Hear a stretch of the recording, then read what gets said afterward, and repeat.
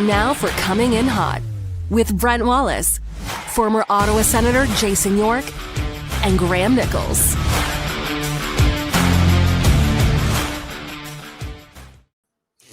Afternoon, everybody. Welcome to Coming In Hot. Brent Wallace, Graham Nichols with you. As always, a show brought to you by Bet365. It's been an exciting Canada Day everywhere but here. That's how I feel today. I'm a little disappointed today. We'll get to that. Nice to see you, Graham. Actually, I saw you 20 minutes ago. Bringing the salt already. I like it. It. Happy Canada Day. Happy Canada Day to all the listeners. Hopefully they're enjoying it. It's been weather-wise, it's been a wild day.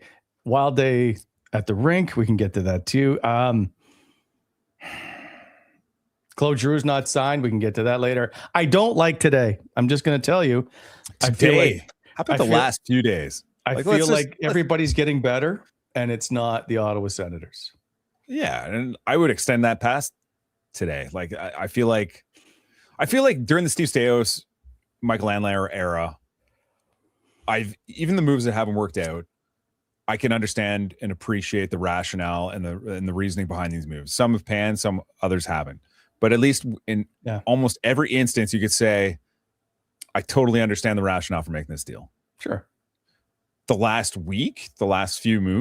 several moves, I don't have that same level of confidence or understanding of the rationale behind some of these moves. And I think that's an extension that goes into today. And we talked to Steve Staios about that this afternoon. And where do you want to start, Wally? I don't know, to be honest. You know what? We're gonna do the Claude Giroux stuff first, because going into free agency. This is the biggest name I've ever been DM'd about from fans. I probably got 20 DMs last night throughout the day yesterday. Just people wanting to know what's going to happen with Claude Giroux, which is rare. It never happens. And he's unsigned. He's gone to market. Here's what. And we'll talk about it after. Here's what Steve Staios had to say about an hour ago. Yeah, well, I think we've stated how much we want him back. We've been unwavering in our in our message to him, offered him a contract as far back as before the trade deadline, and he's come out wanted to take a look around in free agency, but hasn't closed the door to come back to Ottawa. I mean, for us, there's also a reason why I'm not active today. Obviously, that spot is reserved for him, and I'm eagerly anticipating, waiting to have a conversation with him.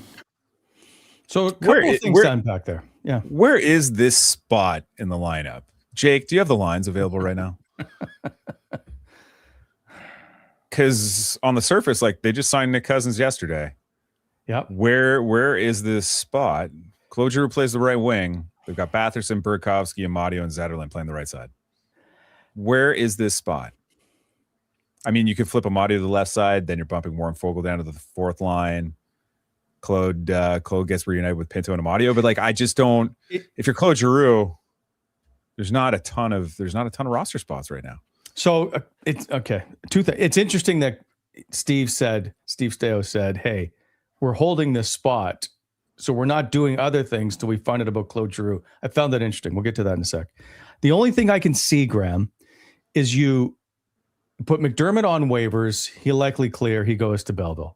Or he doesn't. One or the other. Mm-hmm. That gives you a 13th forward, and you just have 13 guys you rotate through. But I don't know. There's not one spot where you go, yeah, there's Claude Giroux's spot. They're not going to sit Andre Burakovsky. No. Right? Yeah. Michael Amadio is too there's too many pieces where you go, I don't know. So I don't know if that's lip service or if that's reality and there's a spot there. Yeah, and I suppose I could move Nick Cousins. He could be the 13th forward. But I mean, they just signed him to a multi-year deal as well. And then the thing that kind of strikes me about Steve's comments where it's we've offered Claude a contract. He wants to go test the market. To me, reading into that, it's we lowballed Claude Giroux. He didn't like their offer. He's going to market to explore his options. And then we don't know that we lowballed him. I'm assuming this is my assumption. We don't know that he's been lowballed. Well, why? He's only played here the last couple of years. He endured the Pierre Dorian years to come home because he wanted to be closer to his younger family. The team's on the upswing. And obviously they just lost Brady and things are a little different right now. But why would you want to leave now? Like, the team's competitive. They made the postseason for the second time. And I don't think he does either. I think this is just like, I think they're part of the fan base. Like, they clutch their pearls when it comes to Claude Giroux. And like, I understand why. Like, popular guy, veteran, had a ton of success in this league. Great two-way player for a long period of time. But I think, like, most people can recognize, this is a player who's lost a step. Production has gone down a little bit. Like, last year he had 14 goals. 4 of those were empty netters. Only one came on the power play. And he spent a lot of time playing on the first line, and he's also had a lot of success playing on the third line. And I think when you look at this team and the roster composition, he's probably best suited to be a third line winger at this stage of his career. And there's nothing wrong with that. Like, I think he still has a ton of utility. His defensive metrics are fantastic. He's the best faceoff guy in the league. Mm-hmm. He led the league in faceoff percentage for guys who took more than 50 draws this season. There's a ton of utility with Claude Giroux. The issue is, over the course of the last 2 years, this organization has accumulated a ton of middle six and bottom six wingers. And it's kind of pigeonholed him in this situation where it's like, Claude, we don't really have a spot for you because we've had it all these guys, and we can't play you in a top six role anymore because we just want to get a little faster and maybe have a little bit more goal scoring in those positions. And I think that's why they added like a guy like Andre Burakovsky. And I'm not saying it was a Burakovsky versus Giroux thing, Wally, but like, I think that's kind of like the rationale for what we've seen over the past week. So here's what I'm thinking about Claude Giroux, and I could be totally wrong, that he's, as we just said, where's his spot? So it's not maybe the money as it is, where's the spot in the lineup? And maybe I don't want to be a fourth line guy when I'm the best faceoff guy in the league. I put up 50 points last season. Maybe that's what it like. Maybe. But so here's what I do know. And this is why I thought like this would be an easy signing-ish, is that one, his family wants to be here, right? Obviously. That's why he signed here. 2, he's been around the team all summer. Like, he works out at the rink. He's invested. He's been around like the group where they've discussed it, next season planning. Gavin, his son, who sold the calendar this year, they just did the Chio presentation, the check presentation at Chio. Like, Gavin wants to be around that environment. So I just assumed that this would happen, but I'm curious as to where his spot is in the lineup. That's what I think. So like, I don't know that the money's that big a deal as it is the spot. Yeah. And I think like there could potentially be a spot for him on the third line, but then you just traded a second round pick to get Warren Fogle. Are you trading second round picks to have like, and this is a luxury that they have because they just don't have the high end players. Like, they're spending a lot of money and they've invested a lot of prospect capital trying to acquire guys like Fabian Zetterlund and Warren Fogle. And those are like your projected fourth line wingers if you bring Claude back. Right. So I don't know how that plays out, but anyway, that's where we're at with Claude Giroux. And geez. And him not being signed, let's say 4 hours into free agent day, do we think maybe the market's not there? I think there's probably a lot of considerations that have to go into it. I think like his heart's probably in Ottawa. Yeah. But he's being presented with offers elsewhere. Like, maybe he goes back to Philadelphia. I think Philadelphia would love to have him. They've got a young team. Maybe that's trying to trend up. And like, you look at other situations like Montreal, maybe there's room for him in Montreal or some of those other teams in the Eastern Conference where there might be room and they need a strong face-off guy because they don't have those right now. So it's probably just the considerations that he's trying to weigh. And it'll be interesting to see what they do because he is an aging veteran who's lost a step, but he's still like a very valuable and productive player relative to his ice time and everything else. Like, he still offers a ton of value, Wally. It's just 100%. You got to find him. You got to find him in a good spot. But I think as we saw over the course of the last season, especially down the stretch, his role kind of got reduced a little bit, right? Like, we got used to seeing him on the PK where he spend a lot of time. You take the face off and you stay out there. But now it's like he's out there for important draws. But as soon as they clear, he's getting the hell off the ice. And we saw it in overtime. You see it in overtime as well. He's out there to win draws, and that's his utility in certain situations. Okay, so the leadership thing is big, obviously. We already know that he's a massive leader, and that's a huge hole. However, are the Ottawa Senators that much worse if Claude Giroux is not in your lineup this year? If we want, can we just take the emotion out of everything? Can we just look at it objectively and ask, is it that much different? if Claude Giroux is not in this lineup as it currently is presented? Yeah, it's tough. Like, I think Warren Foegele can do a good job. Like, if Warren Foegele becomes like the third line winger, and let's say like, because that's obviously where Claude would fit in, right, on the third line. I think like Foegele can replace those minutes. Is he as good defensively as Giroux? I don't think so, but I think he offers more goal scoring ability at this stage of his career. He's a faster, more physical player. And I think it's just different elements. I think like we've talked, like Yorkie talks about this all the time. Team speed has been an issue with this club for the past 3-4 years. Mm-hmm. And I think if Giroux leaves and they play guys like Foegele and they've added William Eklund, obviously, and Burakovsky, like they've added more speed to the lineup. And I think that was one of the things that they've been trying to address.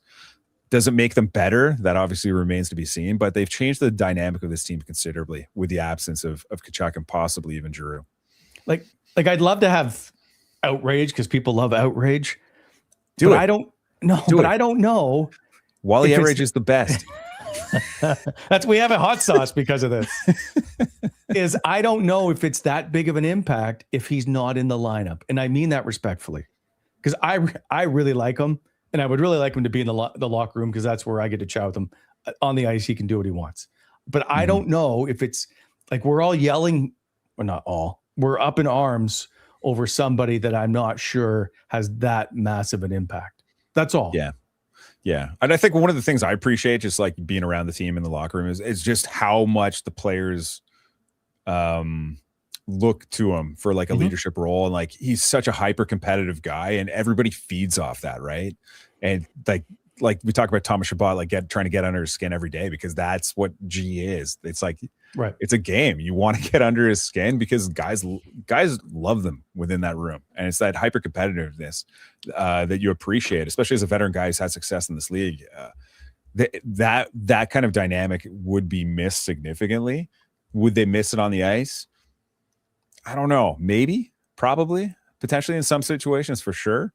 But like you also look at this team, they were one of the best faceoff teams in the league. Like if he does leave, they have some guys who can win some draws. They have some guys who can do some good things in his absence, who will inevitably take on bigger roles. So, and Steve's talked about that this afternoon. Like he's looking at guys like Fabian Zetterlund to play bigger roles, Warren Foegele, like guys who've been on the fourth line who had productive years relative to their ice time and responsibilities. Like he sees this as a potential opportunity for those guys to grow a little bit as players. But I still think G's valuable. And I think if you could get him on the third line with Pinto and Amadio and kind of reunite that trio, I think that's a very good third line checking line for this team. But I am thinking we're 25 games into the season and we don't see the speed that we want to see from that line, and all of a sudden everybody just starts to get wound up. We should never have signed the sheen wears off, the shiny new toys. Like we all suddenly we're all like, hey, gotta have him signed, and then maybe not. So I mean all because I repeat myself. I really like Claude. I think he brings a lot to this group, but I don't know that maybe I think we're way wound over it. But I also think it's like it's a fan base that's emotionally charged because the whole Brady thing. So that's a whole other story. Yeah. It's an emotionally charged market right now. And I think like, especially because like Steve says, like this is an organization, a group. We don't want to take a step back. We want to take a step forward or maintain the level of competitiveness that we enjoyed this season. Yeah. They want to keep that going. And if Claude leaves, that leadership void. But at some point could continue. I know at some point it's going to be Timmy and Jake's thing, right? Those guys have to take a step forward within their respective roles as well. So like, I appreciate that too, but for a guy who's as popular within that room as he is and can still play at a relatively decent level, it'd be a shame if they let him go. And I don't even know what the money is going to be. Like he made $2 million last year with some bonus incentives tied into it, but I have a hard time believing you can't fit a guy like that in. I 100%. That's why I think it's the role. And so Michael might not wants to know, what is the percentage, Wally, that Giroux is back? Michael. 27.3.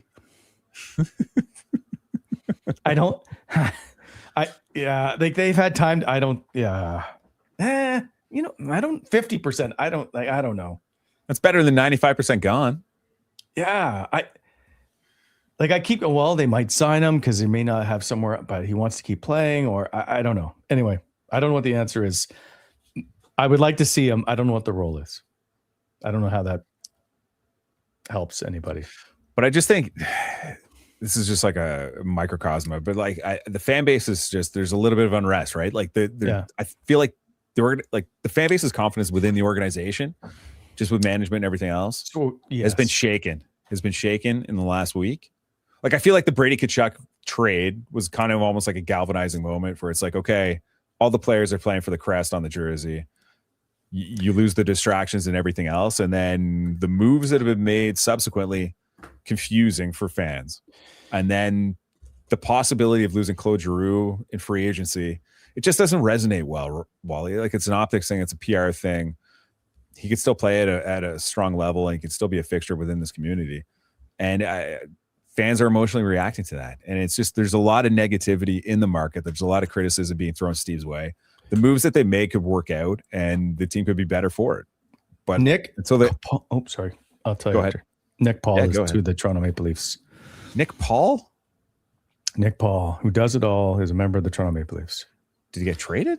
Yes, for Dennis Hildeby, a 27th fourth round pick and a 28th third round pick. Wow. Seems like a lot. And I saw it's no Matthew Joseph, but yeah. I just saw Boone Jenner to the Capitals. I saw somewhere. Anyway, I understand your point. So we can get to the Sam.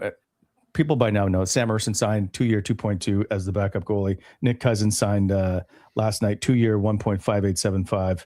That will add William Eklund in there at 5.6. He's got 3 years left, and Andre Burakovsky 5.5. Those are basically the additions of late. No Lars Eller, no Nick Jensen, maybe no Claude Giroux, no James Reimer, Dennis Gilbert if you want, and now no Brady Tkachuk on that list. Those are this is the week that has been. Mm-hmm. They do have just under $5.3 million in cap space left for those watching. I don't. If you were to ask me today, I don't like this team compared to last. This is not a better team. And here's the problem that, and Steve said it today, and he said it on the other day after I forget what day it was, trade deadline day. Mm-hmm. Not trade deadline day. What did we just cover the other day? You covered the trades. The trades were maybe that was availability after the Eklund thing. That's what it is. Sorry, they all run together. He has said that we drafted players that we took some stabs to see, but like when you played 9 games and now we're drafting you, or with Cover, who's played hockey for 5 years, like they go, let's try and swing for the fences. And then they did that with Burakovsky. They've done that with Ersson, and they've done that really with William Eklund, hoping that these guys are going to be what they project them maybe to be. Mm-hmm. Instead of getting somebody that's, I'll say, proven, like the shiny toy, they're hoping, they're guessing, and I don't like it, because what happens if none of that comes to fruition? This is a struggling hockey team to me. Yeah, 100%. I totally agree with you. I can see the frustration. Like, we're just building a team on hope right now, and I don't like that. You can't not win. Just hope, but like if you build a team on hope, and there's like good justification for it, or like there's enough qualitative and quantitative analysis to like support that hope, that's one thing. That's not hope. But like there is, like, if you trade for Kyle Turris, for example, like we were talking about Kyle Turris like last week when we were comparing like acquiring guys who have hope attached to them, right? At least like there were numbers associated with Kyle Turris in Arizona where it's like so goals per 60, points per 60, incredibly high. You're like, if we give this guy a little bit more responsibility and ice time, he's going to produce. I think with William Eklund, there's a greater chance of that happening. The issue is in guys like Burakovsky, who struggled down the stretch last year after his concussion, there's a lot of risk with the guys that they acquired. Yeah, this is a Tom Cruise movie. There's no sure thing, and I think like they've taken on a lot of risk. I think it starts with the goaltending. Risky business. Yeah, you're gonna slide into the scene. You're gonna slide into the shot when your underwear, Wally. Is that what my this fruit is of the looms? Anyway, you're wearing pants right now, right? No one does. Anyway, but like I just believe they've inherited a ton of risk, and I think it starts with the goaltending position, and I'm sure we'll get into the videos and the questions later on. But it starts with the goaltending position. A lot of risk that they've inherited with Samuel Ersson. I think when it comes to Burakovsky, he has been good for a full season in 4 years. It's been a long time. He's only 31 years old. There's a chance he can get back to what he showed in Colorado when he won a cup, but he hasn't been that player in 4 years. And William Eklund, they're betting a lot on him being a 23-year-old who will pop in Ottawa, and I think there's some merit to that. I think there's definitely some considerations to make that are reasonable, but there's also some stats, some statistical evidence that suggests like he's might not be that high-end guy. He might just be a 50, 60-point guy. So I will leave William Eklund out of this because I believe he's a high-end talent with plenty of skill. He's just not my first-line player. Like they just needed someone else. They needed even Maverick Bork, who I thought they could. We brought this up before. Possibly offer sheet. He went for cost. Yeah, he went. I don't understand some of that. But it's the cap it, right? It's like Leah Bushkin. It's just take on his $3.25 million last year of his deal. That's absorbable. And like if we take a guy to arbitration, that opens up a second buyout window. Like the first NHL buyout window ended yesterday on the 30th. Right. And if one opens, I think if you just take someone goes to arbitration, it opens up the second window for your team to possibly buy people out. But like you could bury that contract. You could get rid of it relatively easily, or you flip it for like a 7th round pick, whatever you have to do. There's got to be a mechanism to get that off the books. I just don't like that Steve Staios is saying, hey, we would have done more, but we're waiting on our 38-year-old alternate captain to tell us what he's going to do. And yeah. Well, to me, that tells me that they don't have any significant moves on the back burner that they're looking to do. To me, this is it. And okay. Hold on. A little bit of hope. Wait 1 sec. He did say the trade market is where it's at.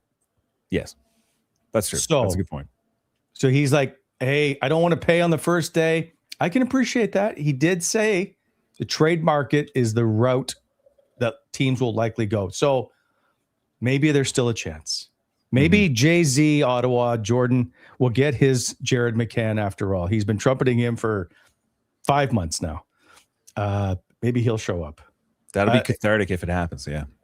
I don't know about Anthony Mantha. Like I saw, is it Mason Marchment, San Jose for $7 million a year? Yeah, just under 7, I believe. I'm like, anyway, all that to say is Anders Lee's still out there. Oh, I would love to have Anders Lee. But he's American. I don't know if he comes. Can we stop? Not every American wants to not play in Canada. I know it's a poor sentence. It's like we're making this that Ottawa has 8 Americans on the roster. They're not all trying to be traded right now. Can we I just wish we would stop this. It is a certain perhaps group of players that don't maybe want to play north of the border. It's not every American. And I think we're painting everybody with a brush that isn't fair. Fair. I agree with that. But there's a chance he doesn't want to come here. I'm just saying there's a chance a guy from Saskatchewan doesn't want to come here. Yeah. And I guess that's my concern. I love Saskatchewan, by the way. I feel like that's my concern with this offseason in general, Wally, is that, like the Burakovsky thing. And like part of me doesn't understand the rush to acquire Burakovsky when you could have waited till July 1st. And I think to me, reading into the acquisition, they like him at 3.75. That's his real base salary, even though his cap hit is $5.5 million. They like him at that money, and they didn't like the risk that he could get bought out, hit free agency, and not be interested in signing with him. But this at least guarantees that they'll have his rights, and he has to play for Ottawa. And to me, he's a Swedish-born player. It's just have some confidence that guys will want to come here. Like, you just had a really good season. You're one of the best defensive teams in the NHL. Linus Ullmark played really well down the stretch. And there's a lot of optimism in the sense that hey, if this team gets the saves, there's still a good young core here of players who can put up points, defend well. And if you add the right pieces, this is a team that should be in the mix. They play hard. They do everything right. Have some confidence in the product that you're building. And to me, it's just the guys that they've acquired in the last several days, it's that's the best. That's the best that you could do. It's just I don't know. It's a little bit, just watching from afar, it's a little bit frustrating. But like to Steve Staios' point, like everything he's done to this point is measured. There's a ton of due diligence involved. And like I think he deserves some measure of respect for what he's built over the last like couple of years, just in terms of like the team. The underlying metrics were fantastic, but like the moves in the last week just reek of a guy or an organization that wasn't confident that they could get players to come here. That's fair. I appreciate it. It's fair. If you go to market, you may not want to, but at some point, Ottawa's going to offer somebody some money to sign here because they're going to have to go somewhere. But when the Brady Tkachuk trade was made, they had $25 million in cap space. They were armed to the teeth with draft picks. Like they got 3 first rounders for Brady and a second rounder. They had the picks to move to like get quality in, and William Eklund could be a really good player. I'm with you on that. But that's it. That's all they got. Plus some prospects. I like their swings. You mentioned the prospects, the first round, like Jackson Cover, Jonas Lagerberg Cohen. Like they took some big swings on skill and upside, which they haven't done in previous years, outside like top 5 picks. And they deserve to be commended for that. Like I love seeing them roll the dice on high ups, I guess. So that part. So you tell me that in 3 years, if they don't pan out, be like, whoa, look, they won't try and get the players they need. They're taking swings. Well, then you can draft safe in the late first round, second round, which they've done in the past as well. And those guys didn't pan either. You can draft safe and it just doesn't project well. 100%. So I don't know what the answer is. Draft for upside. 100% draft for upside. They've played it safe, and look at their farm system. It's one of the least well-regarded farm systems in the league up until this year. So we'll see what happens. We will discuss perhaps a rebuild. But speaking of building, no. Do you need to get your driveway done, or perhaps some landscaping, even some aggregate topsoil sales? Give BEI a call, 613-432-1120, BonisherExcavating.com. They are always helping to shape the Ottawa Valley. And of course, as always, when it comes to the summer, slow down in construction zones. This show is also fueled by Shoeless Joe's Sports Grill. New daily deals, open to close Sunday through Thursday. Start with $5 Buds and Bud Light 16-ounce pours every day. Today is Wednesday, so you can grab a $10 smash burger. Sundays, it's all you can eat ribs for $32.99. Maritime Monday, fish and chips for just $10. Tuesdays, you can get a pound of wings for a pound of jumbo wings for $10. And on Thursdays, you get 2-for-1 chicken tenders for $25.99. Big flavor, cold beer, unreal value. Shoeless Joe's, 2 great locations in Kentville and Orleans. By the way, the chicken tenders are the best I've had, and 2 other people have told me as well in the city. Oh, tossed in hot sauce. You got to get them tossed in hot sauce. No. Buffalo chicken tenders. Yeah, way better. What do you dip in? You're a plum sauce guy. Yeah. Maybe some barbecue, sweet and sour. Yeah. So we were having this conversation at work yesterday. Chicken tenders, adult meal or kids meal? As an adult, do you order chicken tenders? Here's how I'll tell you what the difference is. If they're bigger or not. Like if you get the really big ones, then it's a meal. It's like a fish and chips size. If they're the little nuggets with the dinosaur shapes, that would be the kid size. I feel like anytime an adult orders chicken tenders, you're getting judged immediately by like the waitress. Really? Waiter. Oh, yeah, see, 100%. Not at Shoeless Joe. By the way, Shoeless Joe's, they don't judge you. It's a good point. I don't know. Okay. Let's throw it in the chat. Put up a poll, Jake. Chicken tenders for adults or kids only. Jake just said we eat big boy tendies around here. I don't. This has Yorkie written all over it. Okay, let's go to Nick Cousins signing first of all, and then we'll get to Sam Ersson. The Sens it gets a healthy raise, brings back Nick Cousins, 2 years, 1.5875. I didn't know if they were going to get this done or not. It went to the wire, obviously. I think, again, he brings that certain element into the locker room. I'll come back to it in a sec. Tell me what you think. Based off the moves that Florida made this offseason where they were trading some of their wing depth, I was kind of curious to see if they try and bring Nick Cousins back. Obviously, like he's friends with Brady. And like Matthew Tkachuk has spoken so highly of him on their podcast. I was wondering if that was a possibility, whether he could be lured back to Florida. But they got it done. I think he had a great year last year, contributed offensively. I think he's got underrated skill in hands, especially in tight on goalies. But I thought he thrived in his role. Like, he's a good fourth line guy. He bounced up and down the lineup, bit of a Swiss Army knife where he could play up and down, and they used him seemingly on every line last season. He held his own. And he, at a time when like the team wasn't scoring goals early in the season, who was scoring goals? It was Nick Cousins. Yeah. And you talk about the leadership void, Wally, like in lieu of the deals to like Kachuk and possibly Claude Giroux leaving. Nick Cousins is another guy on that roster who's just beloved, right? Mm-hmm. So he's an important piece. He's an important character within that room, and it's not surprising to see him come back. I think they've started this in January or December.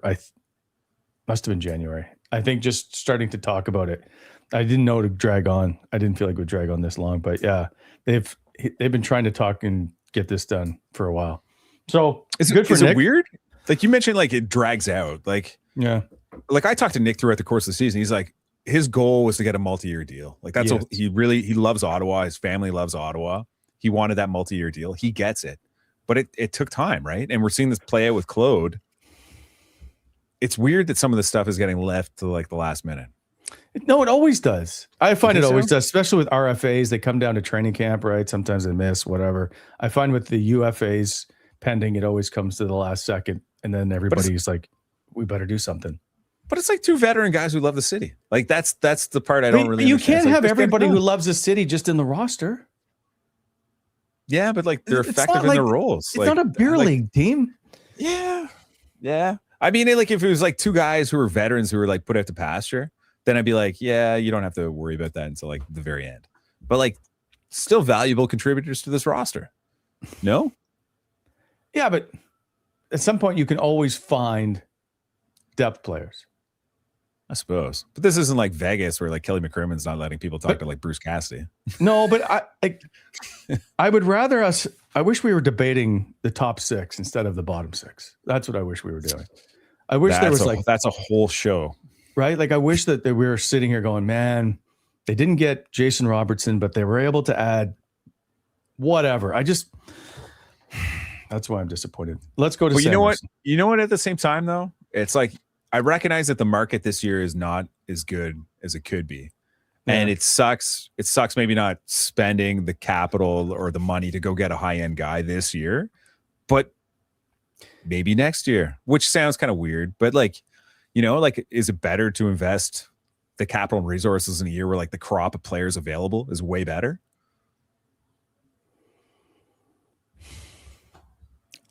So okay, but everybody who's a fan who saw this team make 2 straight playoff appearances, seemingly play a better game despite the horrific start, if you will, we're excited of what was going to happen going into this season. And now it looks like you're well, if we make some moves this year, we'll be a better team next year, which signals this is not a team looking to make a playoff spot. That's what I'm like, right? We're all talking, oh, they made some great picks or they've got a first round. Like, Yeah. I can see side that, with though. the fans who just like, we want to see a really good hockey team on the ice. And and as of right now, I for sure don't feel it. Mm-hmm. But I think like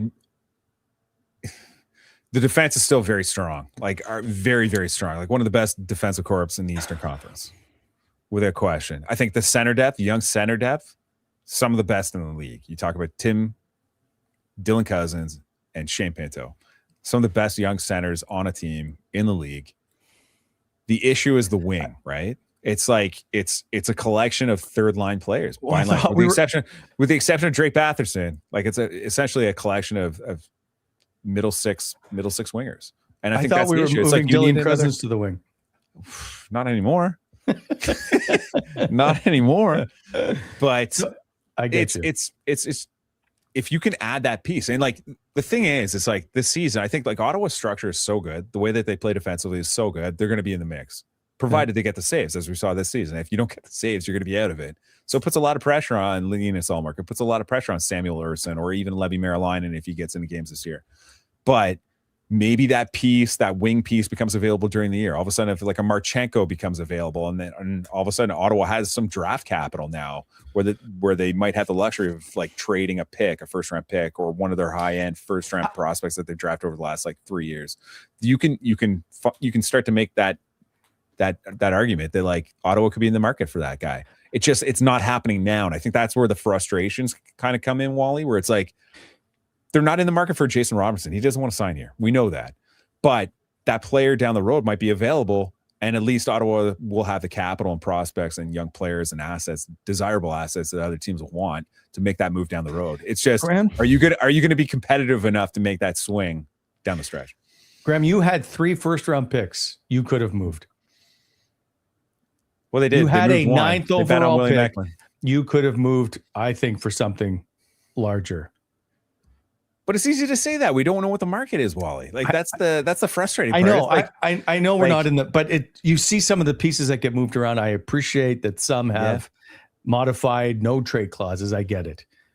But I just man. I like the Maverick Bourque trade by Nashville. I think that's the kind of trade that Ottawa could have been taking a swing on, like a guy who could potentially pop, as opposed to a Burakovsky. I think like if you added a Maverick Bourque to the right side, I know he plays center in Dallas, but he's a right shot guy and he's played the wing before. Yeah. Maybe that's the sexier move, where you get a younger player who's put up 20 goals. Like he's actually scored 20 goals and he's put up 40 points. Like he's not far off what William Eklund was. And you look at the cost to acquire him, significantly less than the 9th overall pick. But I think there's still time for like William Eklund to be like a really good player for Ottawa. It's just, that's the gamble that Ottawa took. And I think like a lot of Steve Staios' reputation is going to be based off how much this roster pops this season. I want to give him the benefit of the doubt because he's done a pretty good job. So like I can't really criticize him. He's put the team in the playoffs back to back. Like, and he will own the goaltending issue. Mm-hmm. Well, in fact, you tried to go after him today about it, and it ended in disaster. Let's just see what happened today at the presser. You mentioned at the end of the season, one of the biggest missteps you made last year was the backup goaltender position. What gives you the confidence in Ersson's body of work to believe he's the guy now? I know, like you mentioned, the technical stuff with the goaltenders.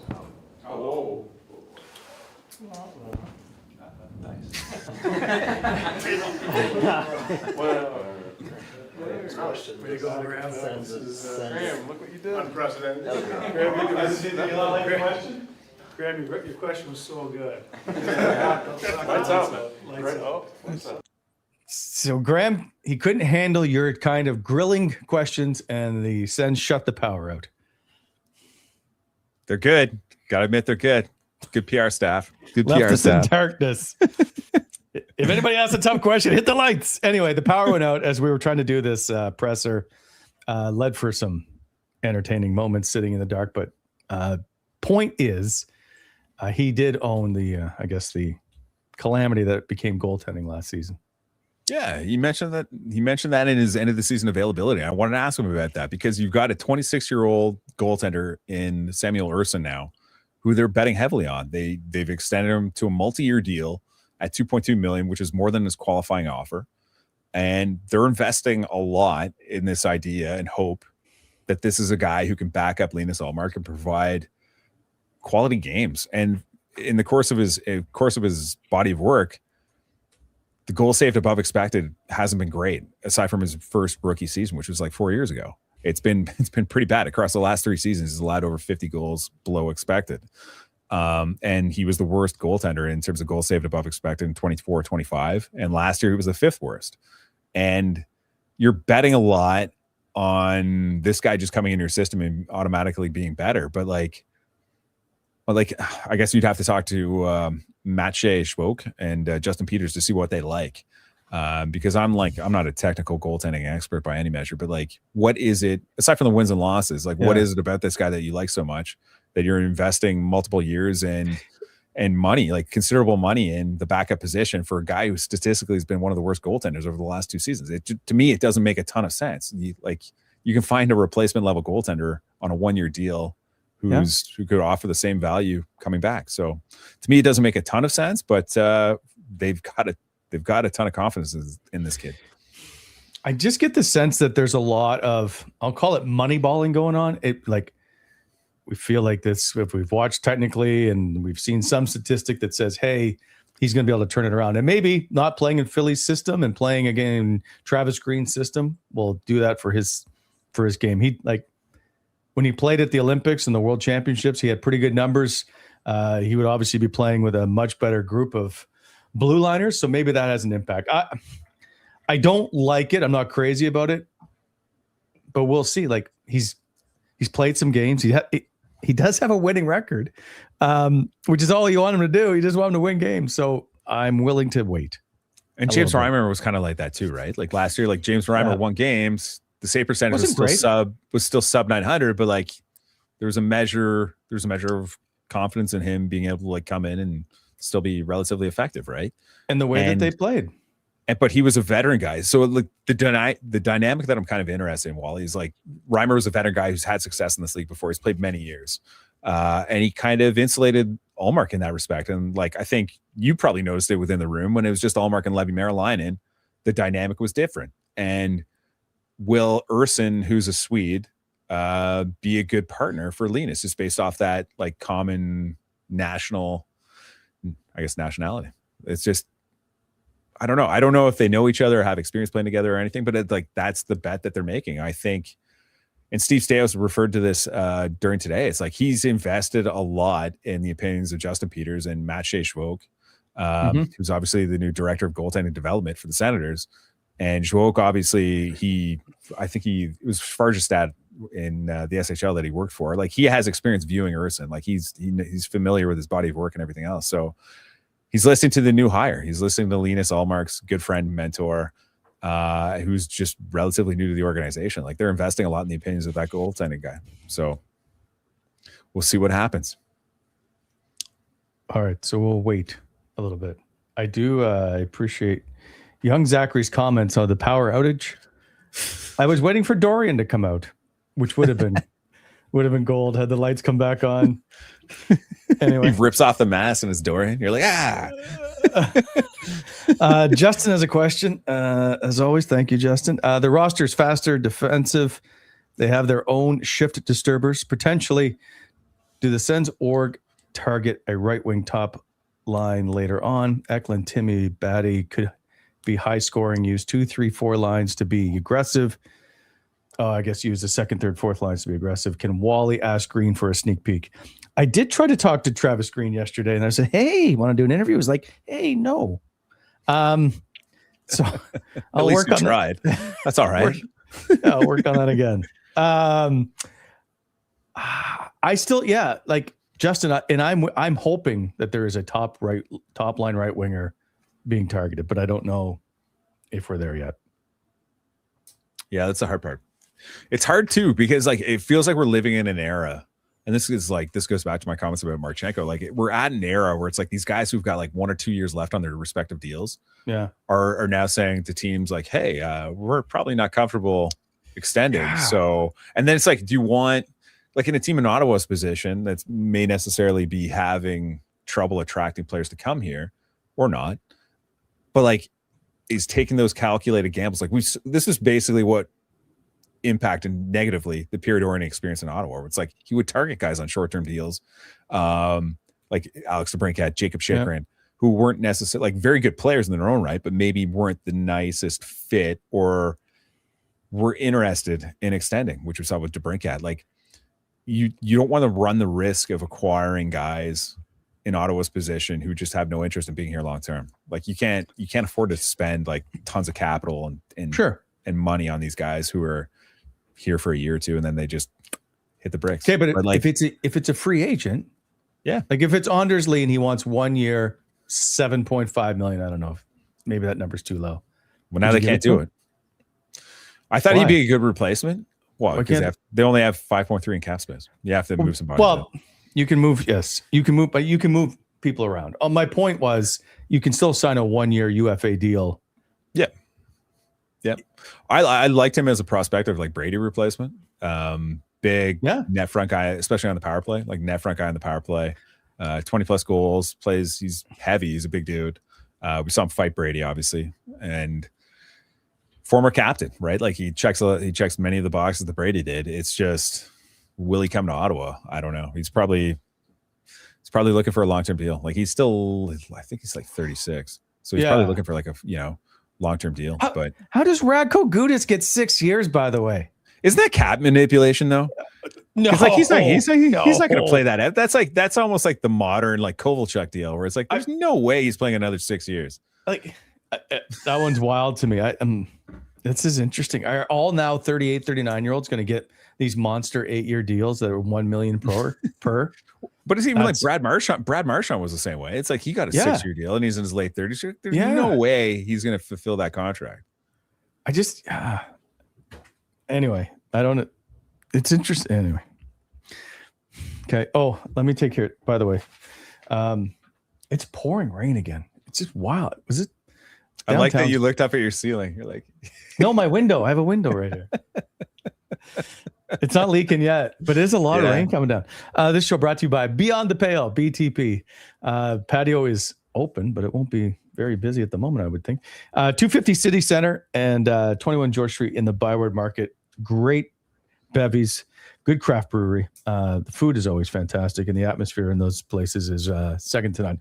Give them a shout. Stop in, grab a pint, or online, btpshop.ca, btpshop.ca. And of course, our show is always proudly presented to you by Bet365. The worst thing about the hockey season is that at some point every year it ends. There's a lot of time in between now and the first puck drop of the season, which feels like an eternity for those of us used to nightly games. The good news is that at Bet365 still has plenty of games, including the World Cup, as you can bet on Canada against Morocco, which that'll be tough for Canada. Well, let's hope. At Bet365 Casino, you can choose between hundreds of slots, live tables, and your favorite games. Well, maybe your second favorite game, of course. Must be 19 or older. Ontario only. Please play responsibly. Terms and conditions apply. I have to go back. I'd like to see if Ottawa's odds at the Cup have changed at all after the last week. When do they set the new lines? Is it like in the morning? It's constant. So, but sometimes they change, like they leave them for a couple of days if it's futures. If that makes sense. Like today's a significant day, right? So, like, do they wait till like 5 o'clock before changing them after like many of the moves have been made? No, I think that it happens. It updates as you go. So, if all of a sudden they sign Jason Robertson, I believe the lines may change. It may be 24 hours, but I don't think it is. I'm just going to try and see quickly before I run out of time here. If I can quickly see if the odds have changed. Stanley Cup, Florida is at plus 700. Carolina is 750. Colorado is 750. This was updated. Oh, no, it's the next time I think it's updated is Monday, July 6th. That's weird. Ottawa plus 2,200. So I think that they're a little around the same that they were. They're ninth. They're the ninth best favorite at the moment. It's tied with the Montreal Canadiens to win the Stanley Cup. Anaheim is next. That's wild. They're 11th. Mm-hmm. Taking some swings. So, but we go back and look. Like Ottawa, it feels like every other team in the East, there might be one or two I'm missing, has made significant changes. Columbus is obviously one that's been probably not as active. That's what makes me. I just wish that there's a splash. They just need a splash after the Brady thing. I just think that there should be a splash. But then you're overpaying, and then everybody gets mad, and I get it. I just want a splash. Yeah, it's who's available though. Like that's the other half of it, right? It's just like Steve said today. He's like after the market shakes out on free agency, he's hoping the trade market kind of like loosens up a little bit in terms of like what could be available like a couple weeks from now, but. I just like Toronto's obviously been one of the biggest movers today. I don't know if they're better for it, but we'll see. But it feels like many of the teams within their division are taking some big shots. Yeah, I think Toronto is better, like compared to where they were. Adding Sergei Bobrovsky, right? Adding Darren Radish, yeah. Nick Paul. I think they're a better team. Like, I think Florida's a better team. Detroit, I guess, not yet until they make that. Added Tarasov. You were talking about Tarasov as a possible option for the goaltending position. So, like, if he helps, because behind John Gibson, like they they rode John Gibson so hard down the stretch that he burned out and he was ineffective. And then lo and behold, what happens? Detroit falls out of the race. It's tough. I think Montreal's only going to get better. Like all their young talent is older, more experienced. They should get better theoretically. Like Tampa's going to probably make another move. They were linked to Werenski. I don't know if he's going to go there. They're talking Columbus might hold on to him, but teams are making some moves. It's going to be hard. It's going to be hard. That Brady especially. Like the question I had going into this is like, where are the goals going to come from for Ottawa? Like William Eklund's never scored 20. Burakovsky, you're betting on him scoring 20 plus. That's not a guarantee. Well, you're betting on Fabian Zetterlund. You're betting on Shane Pinto. Mm-hmm. You're betting on Warren Fogle. Mm-hmm. It's secondary scoring. They're betting on secondary scoring, being able to help and overcome Drake that difference, Batherson needs to have 75 goals this year. That's a good season. They better get him signed before that. But yeah, like is he? Let me just I'm going to say that Drake Batherson is the only pure goal scorer on your roster. Dylan Cousins. Pure goal. Okay, I'll go with 2. Like he's got finish. Like Cousins has finish. Batherson is finish. Drake Batherson's a goal. Like he's a goal scorer. The one guy on the roster, Wally, who I'm intrigued by. Like let's say if Claude Giroux doesn't come back, the one guy who I think will benefit the most from that, just in terms of the offensive role he could be given, is Stephen Halliday. Sure. Like second power play minutes, opportunity maybe on the first unit at Great times. Great hands, great shot. He's got an opportunity. But you're going to see some people benefit. I think Warren Fogel's only going to work his way up the lineup. Fabian Zetterlund might get more responsibilities. But I think at this point in time, like we kind of know what Fabian Zetterlund is, right? If he has time and space, he can get a great shot off. But like he doesn't get rid of it quickly.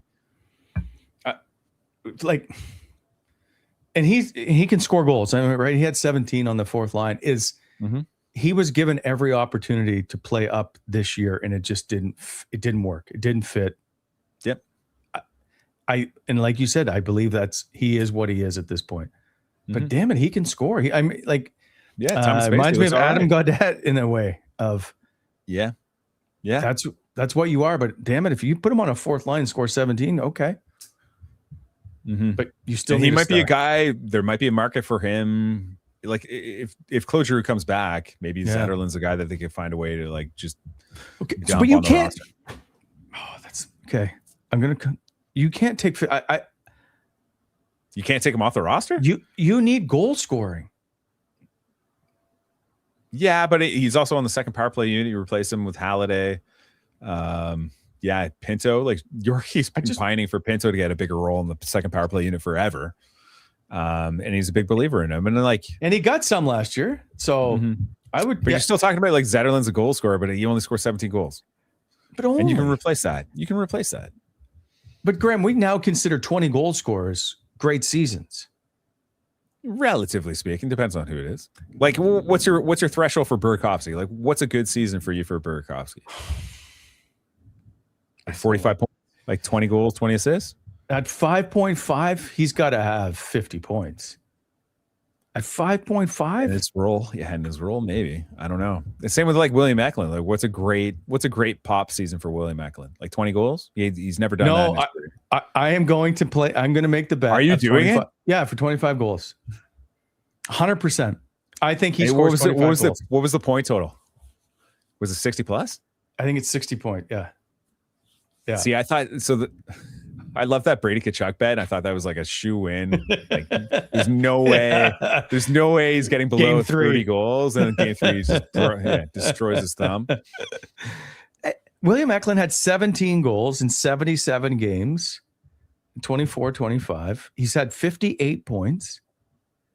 I think now he did average 2.45 of like he's a power play merchant for sure. I think he can get to 25. He's gonna have to. It looked like a lot of his goals were off the rush last year as well, but I don't know. Like 250 games, right? This is right where he should. That pop. 23 years old, yeah. You hope that's what they're banking on. I think, like, yeah. if he doesn't pop, if he doesn't pop and this team takes a step back, is Steve Staios in trouble? No. And if this team, let's say this team doesn't make the postseason this year, how much pressure is he under? Like, I don't know. Okay, so but I'll put it, this roster will not be the same at trade deadline if they're anywhere under the water.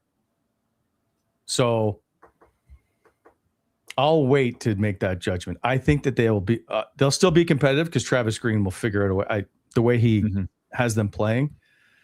But they've got to find a goal scorer. Mm-hmm.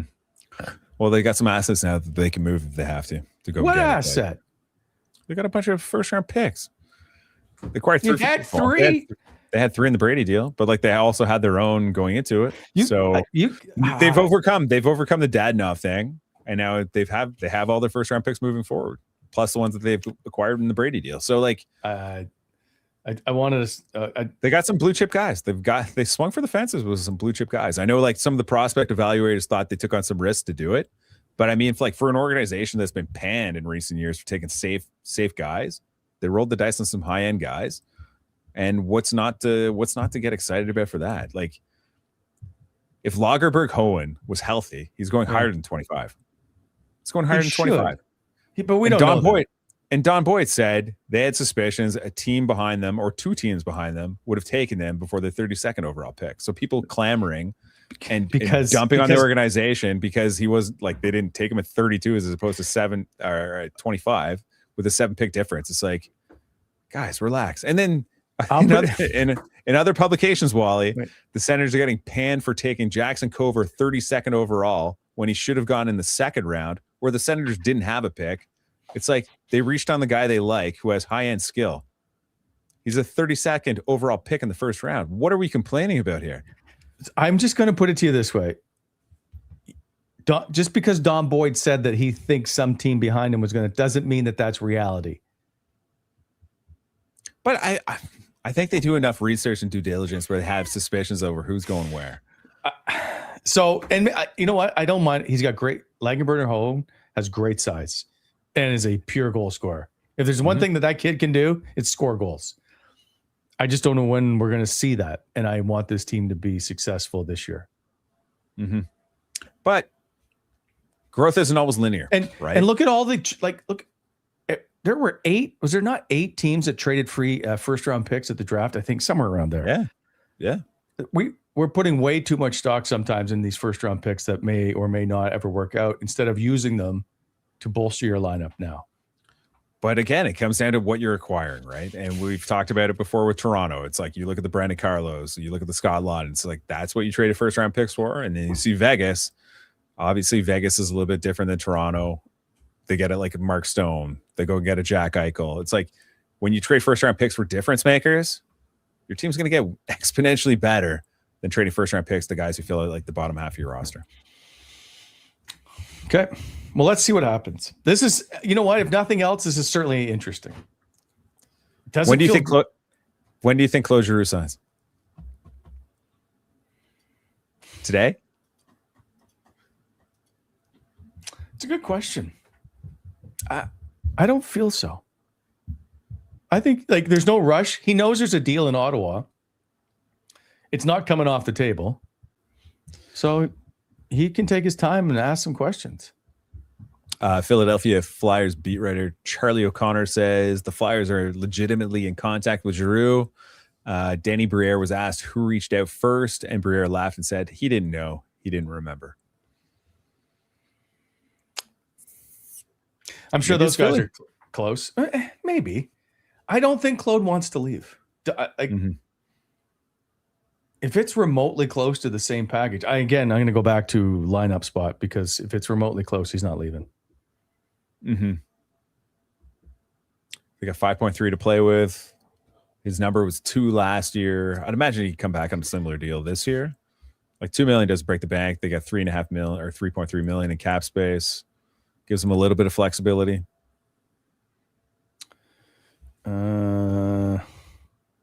Just trying to get through some comments. Anyway, someone's blaming the gnome, I think. Did I see this? Just saw the gnome pop up somewhere. How did that happen? What's wrong with the gnome? The gnome just takes strays sometimes. All right. We're back tomorrow. Not sure of the time just yet because of Jason York. Unbelievable. He's at the cottage. I don't know if he's having a lot of fun at the moment. I don't know what cottage he's at. Well, not his own because he's too cheap to buy his own. However, he is at a cottage. And then he tells me he's got a golf tomorrow. So we have something to do in the morning. Anyway, we're going to have to try and figure this out in the afternoon. We'll be back. See you, everybody. Hopefully your power doesn't go out like it did at the CTC today. Have a great Canada Day. Appreciate all of you. Take care.